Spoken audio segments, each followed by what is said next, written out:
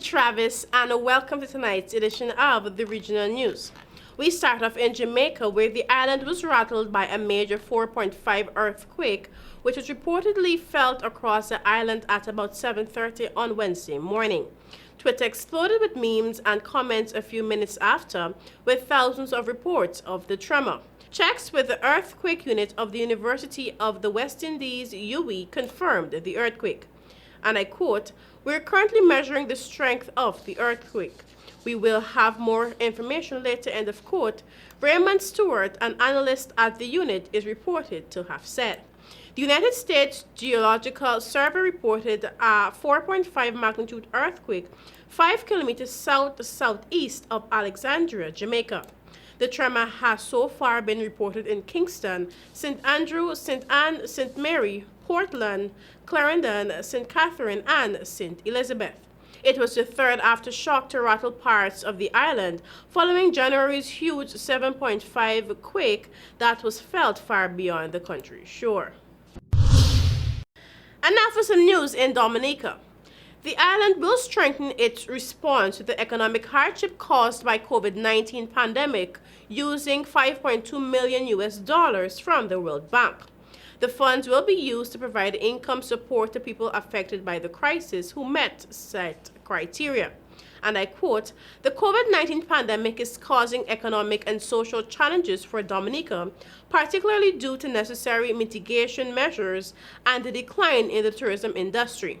The World Bank will support the government's social assistance measures to provide relief for Dominicans and contribute to economic recovery," end of quote, said Tahseen Saeed, World Bank Country Director for the Caribbean.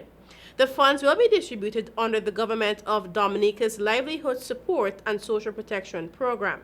Grants will be provided to over 7,000 Dominicans, targeting people who have lost income because of the pandemic, as well as the poor and elderly. The program will provide grants to affected self-employed business owners and other people who have lost jobs or have had their pay reduced.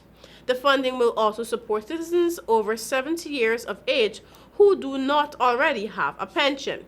The livelihood and income support grants will be provided monthly to eligible beneficiaries for a maximum of 3 months. The eligibility criteria and application process are published by the government of Dominica. These funds were accessed under the Contingency Emergency Response component of the Housing Recovery Project. CERCs follow funds to be reallocated from existing projects to address emergency response needs.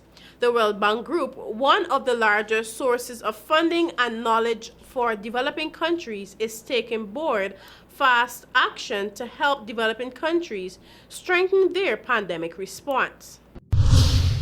And finally, the World Health Organization WHO COVID-19 weekly epidemiological update data as of August 23 states that over 1.7 million new COVID-19 cases and 39,000 new deaths were reported to WHO, a 4% decrease in the number of cases and 5% increase in the number of deaths compared to the previous week, 10th to the 16th of August.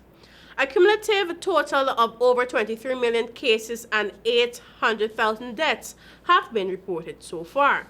In the Americas, the number of cases and deaths decreased by 11% and 17% respectively compared to the previous week, primarily driven by reduced transmission rates reported from the United States of America, Brazil, Dominican Republic, and Panama. Several countries and territories in the Caribbean islands have, however, reported a large increase in cases and deaths in the last 7 days, including Bahamas, Trinidad and Tobago, Guadeloupe, Jamaica, and Guyana. The increase in cases observed in the Caribbean islands may in part be due to an increase in tourism. The number of deaths reported in Peru decreased by 73% compared to the previous week. However, the incidence rate in the last 7 days, 42 deaths per 1 million population, and the cumulative death rate in the country, 826 deaths per 1 million population, remains the highest in the region. And that is it for our region news this evening, and I continue to urge our viewers to stay indoors, use those masks, use those hand sanitizers, and continue practicing social distancing. Back to you, Travis.